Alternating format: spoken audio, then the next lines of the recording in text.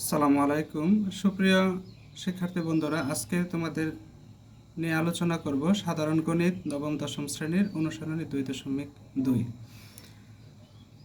18 ক R equal second bracket first bracket x comma y such as x belongs to A comma y belongs to A এবং x plus Y equal 1, যেখানে এ হচ্ছে -2 -1 0 1 2 এই পাঁচটি উপাদান বিশিষ্ট সেট। অন্যটিকে তালিকা পদ্ধতিতে প্রকাশ করো এবং ডোমেন ও রেঞ্জ নির্ণয় করো। অর্থাৎ প্রশ্ন হচ্ছে তিনটি। এই অন্যয় বা আর রিলেশন, যেটাকে ইংরেজিতে বলা হয়, সে অন্যয়কে তালিকা পদ্ধতিতে প্রকাশ করতে হবে ফার্স্ট। সেকেন্ড হচ্ছে এই অন্যয় থেকে ডোমেন বের করতে হবে। থার্ড হচ্ছে রেঞ্জ নির্ণয় করতে হবে। চলো এবার আমরা সমাধানে আসি। দেওয়া আছে এ সমান -2 -1 0 1 2 এবং আর সমান x comma y such as x belongs to A y belongs to A এবং এক্স প্লাস ওয়াই ইকুয়াল 1। এখন আর এ বর্ণিত যে শর্ত বা কন্ডিশন দেওয়া আছে সেটা কি? সেটা হচ্ছে x plus Y equal 1।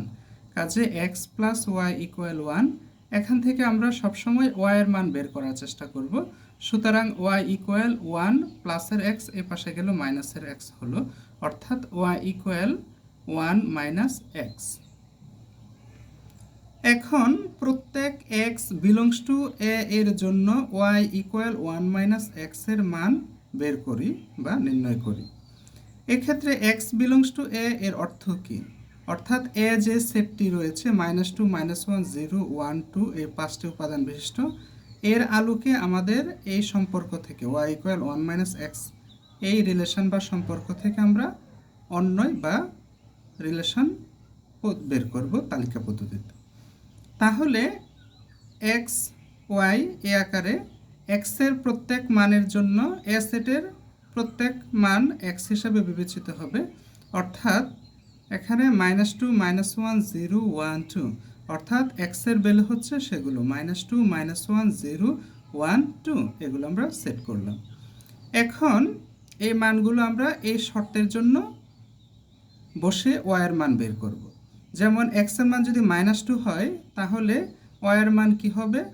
1 minus x এর মান -2, অর্থাৎ মাইনাসে মাইনাসে +2, অর্থাৎ 1 + 2 = 3, অর্থাৎ ওয়াই এর মান হচ্ছে এক্স এর মান -2 এর সাপেক্ষে ওয়াই এর মান 3।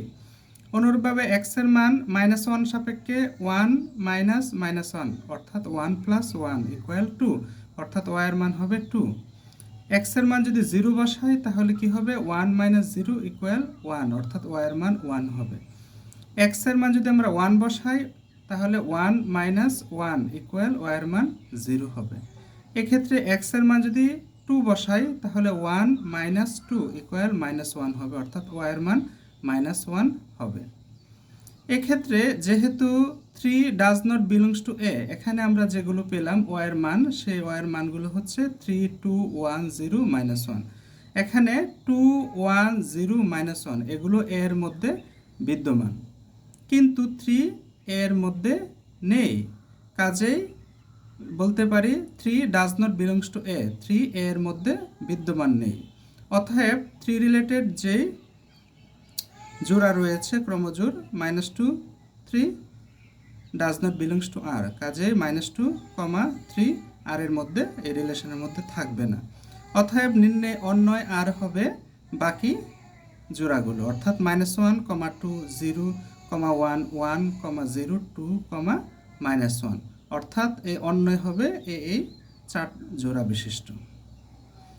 কেমন?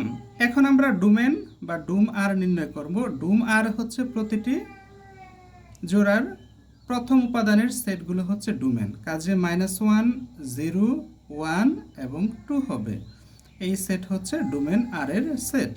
পক্ষান্তরে রেঞ্জ আর এর সেট হচ্ছে প্রতি জোড়ার দ্বিতীয় উপাদানগুলোর সেট, অর্থাৎ 2 1 0 -1 2 1 0 -1। এটাকে যদি আমরা ছোট থেকে বড় সাজিয়ে লিখি তাহলে কি হবে? -1 0 1 2 এমনটি লিখতে পারি। তাহলে আমরা নিম্নে অন্যয় বা আর পেলাম এটা, ডোমেন পেলাম এটা, রেঞ্জ পেলাম -1 0 1 2 এটা। কাজে আমাদের উত্তর ফাইনাল হলো। আল্লাহ হাফেজ।